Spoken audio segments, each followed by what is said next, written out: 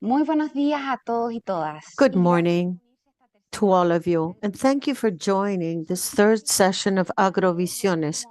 I'm Luz Obliger, and I have the pleasure of moderating this webinar. Today, we will talk to an academic expert in agricultural innovation. It's Laurens Klerk, a Dutchman rooted in Chile, whose research interests range from social aspects of agriculture 4.0, the transformation of food systems, to entire ecosystems of innovation in agriculture. Dr. Klerk is currently a senior lecturer at the Faculty of Agricultural Sciences of the University of Talca in Chile and a visiting professor at the Knowledge, Technology, and Innovation Group of the University of Wageningen in the Netherlands. He is also the editor of several mainstream journals, such as Agricultural Systems, the International Journal of Agricultural Sustainability, and various others. He has held advisory positions for several research institutions, programs, and research projects and innovation in Europe, New Zealand, Australia, and Latin America, such as the World Bank, the Inter-American Development Bank, the Research of Agri-Research Science Advisory Panel, and the Advisory Circle of ICA, Digital Agricultural Program. You're very welcome, Lawrence. It is a pleasure to have you with us. How are you? Thank you for the introduction. I'm delighted. I'm delighted to be able to discuss topics with you. Thank you for being here. And since we're going to go deep into Agriculture 4.0, I would like to ask you to give us a summary of the agri-food system, the 1.0, 2.0, 3.0, and to be able to embark on 4.0.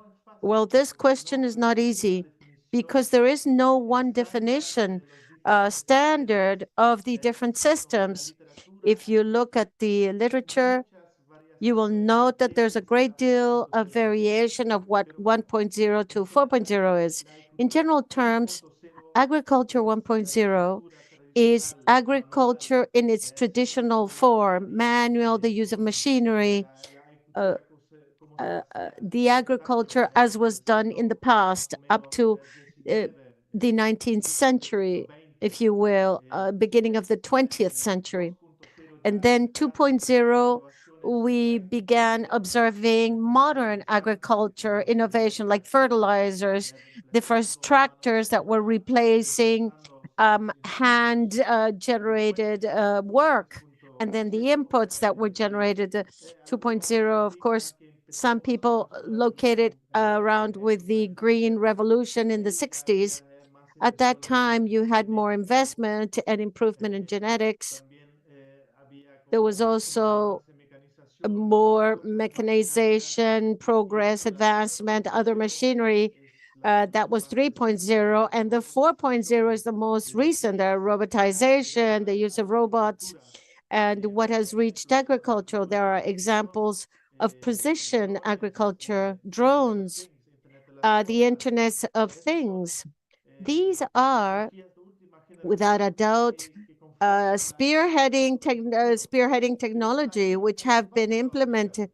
And there's even more because some people say, well, we're already in the direction of 5.0 with AI, with machine learning, for example.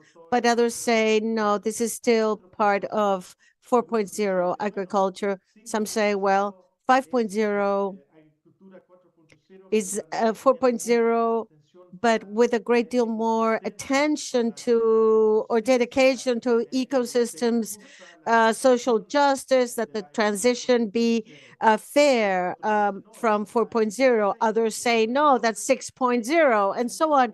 And so there's a little bit of confusion. There's no clear definition, but one could say that 4.0 is robots, drones, precisions. I would say AI, I would say myself, and I would also say that beyond this type of technology, we also have, for example, alternative proteins as part of the 4.0 agriculture, the alpha 6, for example, in aquaculture, the agri-food systems quote unquote blue, those are also part of this idea of the age of 4.0 agriculture. I understand there's no consensus, right, about what these different agricultures are.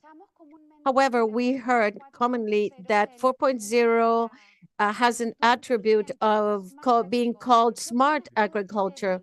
What is your opinion about this term? I think it's a very logical term because when the iPhone was created, it was also introduced as a smartphone, right? A phone that could do many things, right? Um, it's a device that thinks for you. It facilitates your life. And that from that standpoint, it was denominated as smart, right? I believe that without a doubt that the concept of smart is applied to various areas, smart medicine, agriculture, smart development, and so on. This is a term that is a fashionable term, but in agriculture, it's a term that fools you because agriculture has always been smart. Farmers have also always been intelligent. They've been able to read the floor. They've been able to read climate. They make decisions based on very complex identifications because it falls in a way. Agriculture without technology, IT, and other without robots and without artificial intelligence is not intelligent. There is no foolish or stupid agriculture doesn't exist. Therefore, it's a logical term, but it also fools people. And it does not provide the credit of the wonderful work that farmers have done for decades and all the intelligence they have accumulated throughout that process, which is also transferred from one generation to another. Thank you, Lawrence. A very good answer. Delighted with that answer. So, what are the key benefits and challenges for adopting 4.0 technologies in agri-food systems? Yeah, I see. Okay, I believe that the benefits, many of them are potential benefits. I believe we have to see at a massive scale the benefits. The benefits that are mentioned and probably are being observed already is that you can have a more precise management. You can better learn how a land operates a certain uh, you can have remote sensing with satellite involvement, with sensors. You can observe the state of humidity in different areas of a parcel. You can see the level of fertilization, and at that level, you can be much more precise in fertilizing, for example, and where do you irrigate, how much. In that sense, you can have the use of resources in a much more precise manner, and that provides a sixth sense to the producer because producers have always touched the soil and their resources. They smell the soil. Sometimes they taste the soil. They know or the smell of the soil, and based on that they make decisions. But now they have added to all of this all the senses that we know the view the tact and all these different aspects. This increases, of course, the decision making capacities, and that is an enormous advantage. I believe that the challenges is that a great deal of technology it's very expensive. Sometimes it only works for large scale producers because the machinery is designed for a certain type of agriculture still. It also depends on an external infrastructure that has to be very good with permanent connectivity. In addition, it requires the capacity of processing these data. You have to try to know how to interpret it, and that is sometimes difficult. the investment is very high. Therefore, in order to apply it at a large scale, there are great barriers, particularly for the small scale farmer producer. Yeah, I think that would be my response to that question. Yes. Thank you, Lawrence. On that same thought, given that the challenges would be how could that 4.0 agri-food system reach and how would they attain these opportunities that these systems provide? I think that is very important in the face of design to identify the characteristics of producers. What are their fields like? Are they uniform or are their parcels very diverse? We have to design technology so they can manage it that are not designed for fields of thousands of hectares with mega tractors that work the equipment on the land. Some of them are robotic. That's to have that scale. Maybe we have to find micro robots systems for this type of producer or farmer. Maybe robotic is far too much. Maybe we have to look at tools that can be used with the devices they already have, something that supplements something that they have. Not to think maybe in that which is the best, the maximum digitalization, but a digitalization that is appropriate for the context in which the farmer finds himself or herself. I have a colleague here that works in meteorological stations, that works with platforms that producers already have, and they integrate what is already daily use of technologies by producers, a very robust material, which are accessible. Um, non products that do not degrade easily. We have to find for designs from the producer's standpoint and not to bring in any type of high-end technology that will not be appropriate for that kind of producer. Well, that doesn't mean that there are small producers that are not state of the art thinking, and you have to involve them also in that process because they can be co-innovators and they could do it even better for their, let's say, objective group. They have to consider the territory very well, the space where they're going to be working in, right?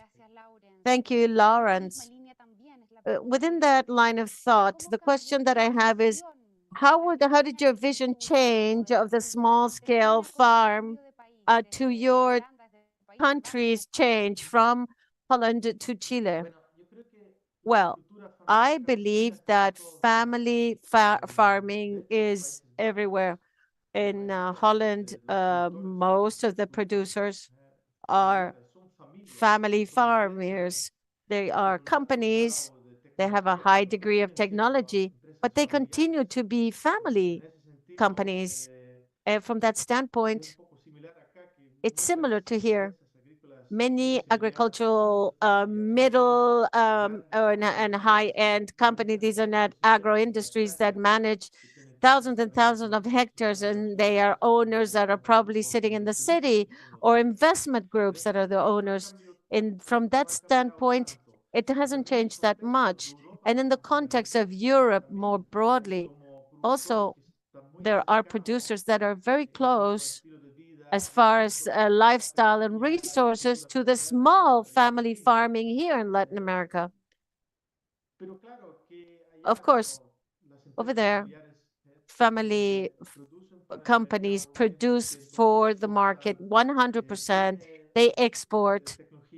They have state-of-the-art technology. From that standpoint, it's different, surely, when you compare it to Chile, when there is a much more difference in the type of producers and also in other Latin American countries. That is certainly a change. But for me, because I worked a great deal of years in Africa and in Argentina, I was already aware of this different reality here. but the Dutch um, um, production, it's different because some countries like Australia, Canada, and the United States, when there are mega companies, that doesn't exist in Holland either. That is, so you would classify that the agriculture, the family farming here, based on your experience in Chile, is more heterogenic than the European one?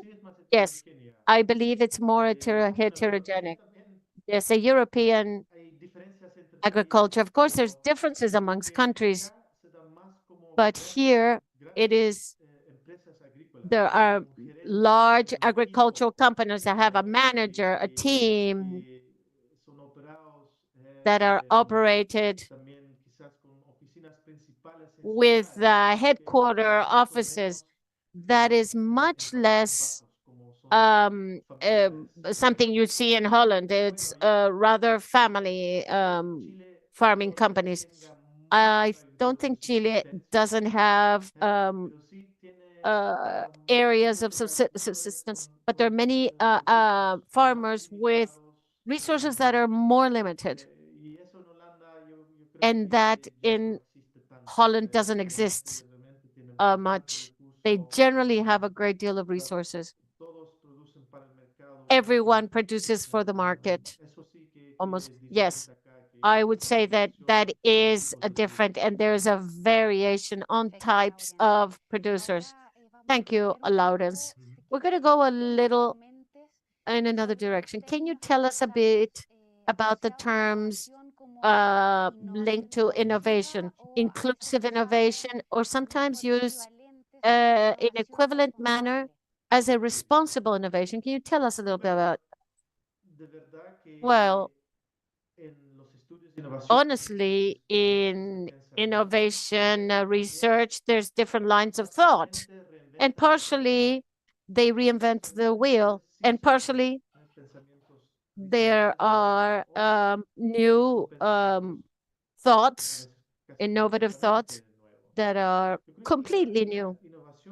I think innovation and inclusive innovation is, in a certain way, similar to participative innovation. And there's a broad experience in that in Latin America, and with movements like appropriate technology. This is a movement that was very popular in Brazil during the 80s, and other countries in the region were also involved in that. But inclusive innovation um, observes topics of inclusion of different types of people with different identities, which also exist as far as ethnicity, cultural groups, sexual orientation, and so on. All of that is considered and embraced when talking about inclusive innovation. It also refers to the innovation when it comes about inclusive to different objective markets or public. They're more sensitive that there are large scale producers, small scale producers, agroecological producers. There are different styles of production. There are different styles of life for these producers, and to try to accommodate it in the design of technology. There's no one technology that serves everyone, and that can also be done in a participative manner, but it still has in mind one producer, but with a fan of different options that serves different different styles of life, production, and to be a producer.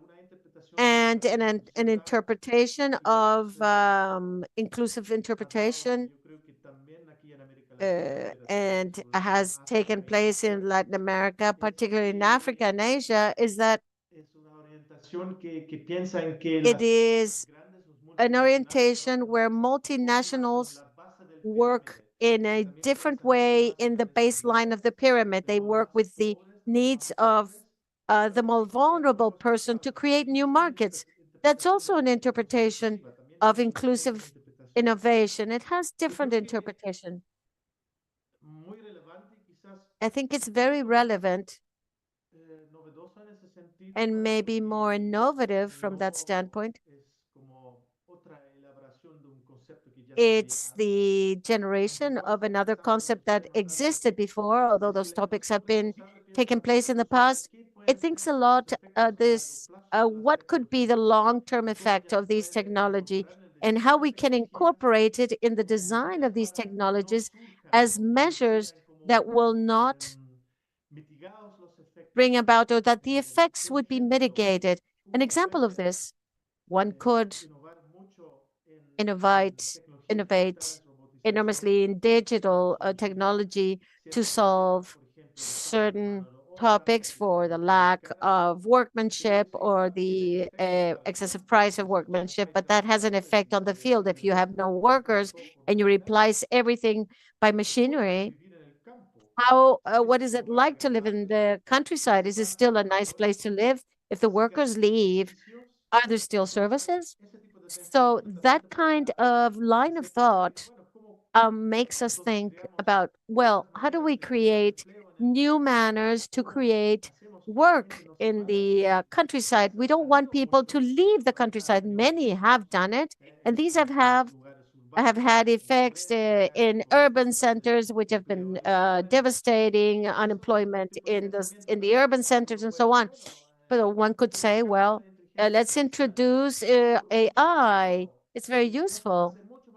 And that would be much more sustainable for agriculture because we're going to make better decisions than in the past. But AI has a carbon footprint which is enormous. Enormous. You need servers, you need processing centers, which is a negative reaction to this, right? So, so what do we do with this? So we have to anticipate possible negative effects working with the different players. Do we want to take that path, or do we can we do it in another manner? The producers also assume the innovators then take responsibility. You know, Elon Musk with his Teslas, it must be very good to introduce Tesla. It doesn't generate a footprint. But what do we do with all these cars that at some point have to be a waste? What do we do with all the chemical waste that these producers? That line of thought. Sometimes it's not thought throughout, and therefore you have to repair damage. And that's something that we have to avoid that technologies can produce. And it's difficult because you have to break existing systems to innovate, but you don't want to cause damage that are too devastating. And this happens when things are at a scale, at a small scale. There might not be a problem, for example when they invented the car, nobody thought that everyone would have a car, but everybody has a car. And so there are bottlenecks. There's a great deal of contamination in the environment. This is because it was done at a massive scale. And sometimes we have to think about this. So, what is going to happen when this scales up? So, from the standpoint of innovation, there has to be a scaling that is responsible in nature, and that's when the major problems arise when that is not done. Thank you, Lawrence. So, an innovation that is responsible and inclusive would be an innovation that is participative in nature, that anticipates and assesses the collateral reactions in the future, and also tries to analyze how we can accommodate it in the process, or when we're going to scale an innovation, and that it is a process where we think, well, how are we going to take into account all these effects? If you're going to design electric cars, then we're going to say, how are we going to build centers for battery recycling, for example? Thank you very much. Very complete response, Lawrence. Now, from social sciences standpoint, what new areas of research have emerged in the academic world from the agricultural 4.0 system? Can you mention three that are particularly interesting from your standpoint? Yes, an area in the data sciences, using all the data that is a result of of agriculture 4.0 allows for an analysis that we could not do in the past. For example, I'm working with colleagues on a paper about digital monitoring of standards. There's so much information that comes out of the field from social means. You can do a monitoring of standards, of good practices, labor practices, and online. And you can do comparisons at the regional level. You can anticipate aspects, for example, of the feeling of social networks, what is happening. There's going to be a strike, for example, that has to do with bad practices in the labor environment. You can do social analysis now and anticipate it, things that we were not capable of doing in the past. That's an area that's very interesting. Another area that's interesting is what is called socio cyber physical systems, where you can see in real time what digital technology is going to have in the markets, in their ecosystems, almost with a triangle of the sources of data that can monitor the different types of technology and their effects, and to carry out some sort of responsible, quote unquote, innovation. And another area that I personally find very interesting is how do we change the manner in which innovation takes place? This has to do with the occurrence of startups and the model of startups of Valley that didn't exist in agriculture. These innovations, we understand very little, let's say, how they see innovation, how they see transformation, how they are part of a movement, how the players that exist of the already established relate to these startups, because it's another mentality of innovation that did not exist in agriculture.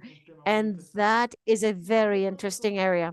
And of course, all the topics that were studied in the past are still enforce the effects of technology in the work. If in the past, mechanization with the arrival of a tractor also has an effect as with a robot, what does it mean with the expertise of the farmer? It was done in the past, and today it's done too with new technology. But technology has always had social fields that analyzes the effects, and this continues to be an area of enforce. Without a doubt, for scholars, there must be a great deal of questions. Yeah, without a doubt, sure. I also want to ask you on that same line of thought. According to the new technologies, can you give us some feedback about how artifacts to animal, human respond to sensors, drones, the automated machinery? How do they coexist? Are there papers about this? Yes. Uh, in fact, we published a paper that is called the Cyborg Farmer, the Seaboard Farmer, like an Arnold Schwarzenegger Terminator type, a half human, a half machine. And yes, what we observe is that producers integrate themselves into in a different manner when referring to technology, emerging technology. The fact that you put on some glasses to see in real times, like a Google Glass, that failed, of course. But there are other generations of intelligent glasses that provide you with information when you walk in the field. It's augmented reality, and this you have the body of the producer, how they react to these technologies. Also see in other areas, safety, for example, for the platform of oil, but this is also used in that area. This is also an integration, also with aspects of robotics. There's an integration. Well, of course, the robots have to learn from humans. They have to be programmed. Artificial intelligence is trained with human knowledge many a times. And this is where you see the agricultural work. We sometimes think that workers do simple tasks. It's not this at all. They carry out very intelligent work and very subtle. How do they take the fruit? How do they rotate it to take it from a tree? And this is where you see there is a delivery of a human integration with the robotics, knowledge and how they complement and how do they check from the human standpoint, because there's still limitations of what a robotics can do, but also with other technologies such as precision-based fertilization, data with remote sensing. And you can also see that producers choose manners in which they integrate themselves well. They say, I use these maps for fertilization, this machinery, but I always go on site to verify it. Others say, well, I use a tractor or the precision machinery, but I find the software very expensive. So I just go and manufacture my map myself, and I put it on the machinery myself. So they've tried to adapt to the technology the best they can. There is a cyber producer or farmer that integrates itself immediately with high-end technology, and others use it less to replace certain aspects of their work and not all. And animals also learn. There are studies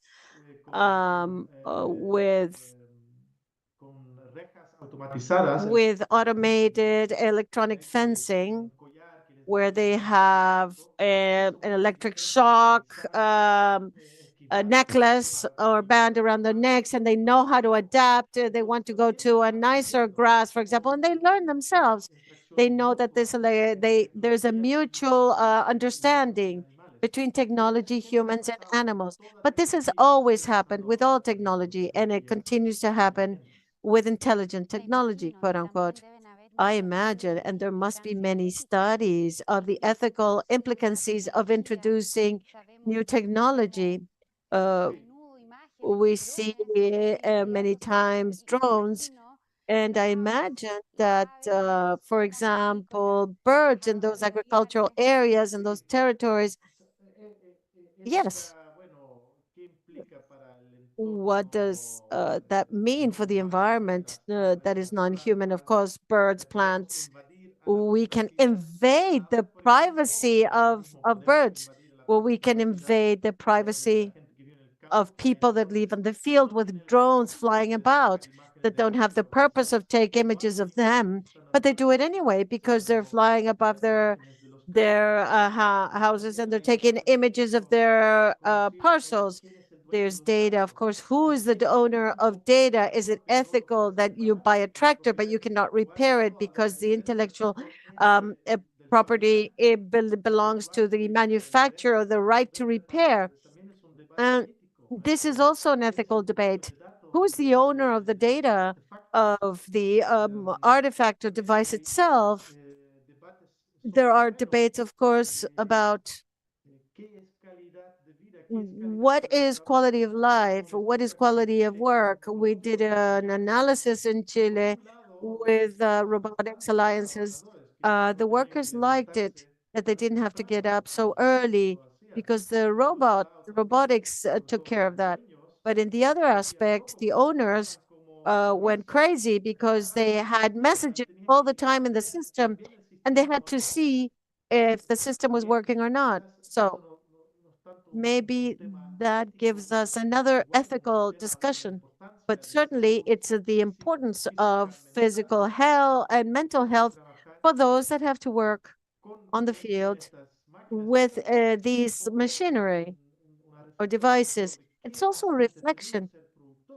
What is fun about being a producer? I am a producer that's in an office with a joystick like a video game the entire day, or do I want to be a producer that is physically there on the field with the animals, with the plants? It changes a little the perspective, right? What agriculture is and what is the culture in siempre han habido the cambios, food ¿eh? systems. El There have always caballo been changes. con mucho The trabajo horse in many es places ornamental, no en todos is lados, ornamental, y not quizás everywhere, también right? van a haber otros But rituales que there van a are going to cambiar be y que other se celebran rituals of the también en past that are going to be Cochetecamano, algo celebrated así, of para Cochitamano, celebrar for example, just to el contacto celebrate real con that lo there's a que real significa para ellos. connection with Eh, the pero plantations bueno, or esto va a tener culture. que ver con el But this tiempo is y something we're ahí going to es have to donde see yo with creo time. que hay que And this is hablar de something eso. that has occurred throughout history. And that's what's passionate about this Sí, area. And there are so certain areas that are so fascinating. And the last question to conclude, Lawrence, how has academia addressed this systemic food studying small scale sí, agriculture? bueno, yo creo Well, que existen there varios estudios are inter y a great transdisciplinarios deal of involucrados en lo research, que sería la agricultura. transdisciplinary, referring to Pero small también scale un poco en las agriculture, universidades, but cuáles it han also avanzado relates para to lograr universities and implementar how algunas, it has progressed to algunas tackle this topic. universidades e Some institutos universities tecnológicos and research transdisciplinarios are transdisciplinary, y también los programas and the de programs investigación y financiamiento for lo research and financing prescribe que debe ser así. prescribes that it has to be that Em, way. yo creo que aquí en América Latina, en Chile, está In un Latin America and in Chile, I would poco say fallado la it's investigación uh, inter y transdisciplinaria, inter and transdisciplinary donde yo research has trabajaba taken off. antes en Where I Wageningen, worked in the por past doctorado, in ya Wageningen, empezamos en los I años worked in the 50 past. We de la primera began década del in the milenio, en first los ceros, decade of digamos. the millennia, the Y zero un years. programa en We África, por had a ejemplo, donde program estuvimos in involucrados, Africa with small scale primero haciendo estudios farmers diagnósticos y analyzing luego pasamos a diagnosis estudios de research, what ecosistemas really happens around y a después topic hicimos matter, otros and estudios then de ciencias carrying out biológicas various o physical de ciencias research, sociales. Por for ejemplo, example, on había social sciences. un tema There was de a topic mejorar related el to procesamiento de palma en improving aceite, o aceite de palma. oil of palm Y ahí se hizo un processing, diagnóstico and tanto there was a de cómo se diagnosis procesa, la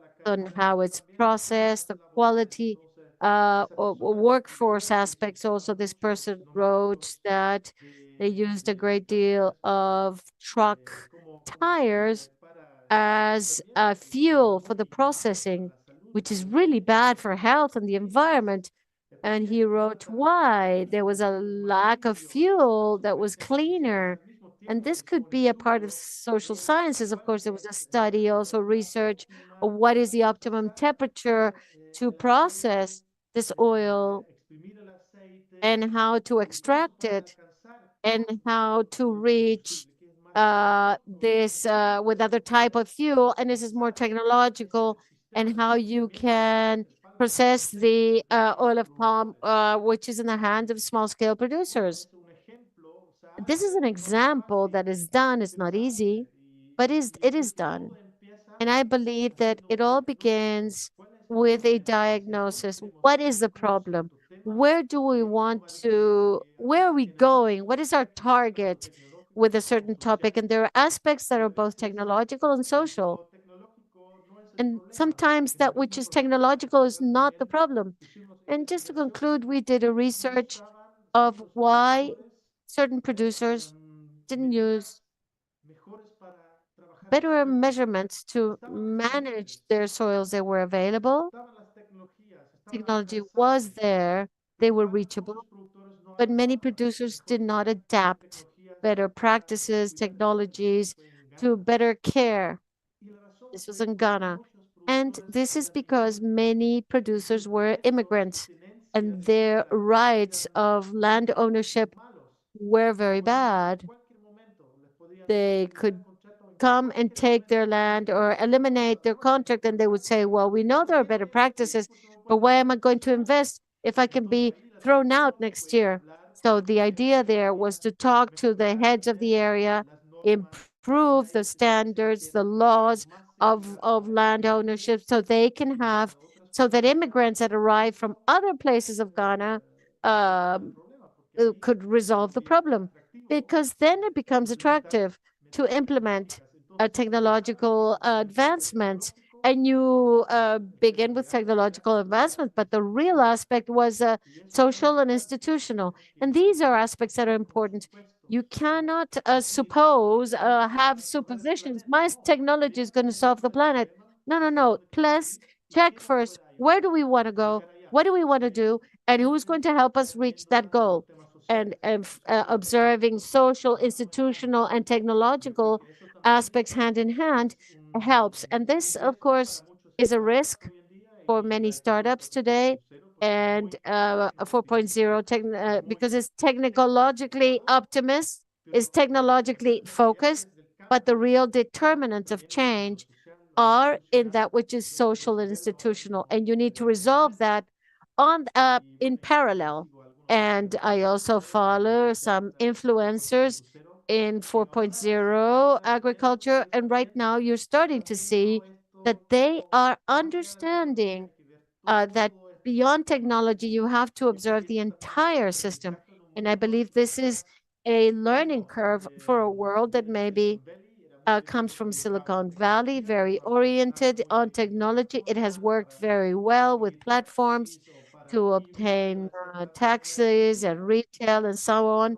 But for retail, it might not work because you have to look at the ecosystem, you have to look at the system, the institutional aspect, the environment, the people, and it's more complex. And I believe that explains a little why agriculture is slower in digitalization than other sectors. Other sectors are more controllable, maybe. Very good and clarifying question. Thank you so much for the examples and the significance with the reflection on transdisciplinary approaches and the knowledge that are attained in the academic world with different groups of society. Thank you so much, Lawrence.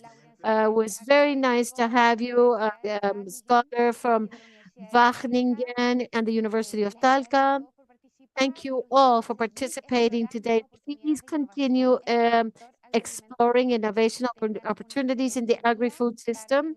Uh, please have a great day, afternoon, or